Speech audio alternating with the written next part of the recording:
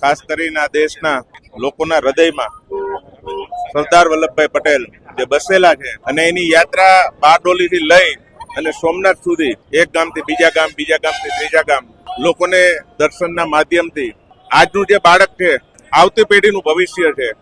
એક સમયે સરદાર વલ્લભભાઈ પટેલ જે 562 રજવાડા એક કર્યા હતા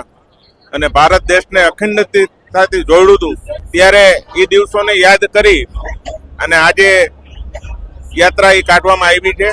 હું એવું માનું છું કે સરદાર વલ્લભભાઈ પટેલ કોઈ એક સમાજના, કોઈ એક જ્ઞાતિના નથી, પરંતુ સમગ્ર દેશના દરેક સમાજના લોકોના હૃદયમાં બસેલા છે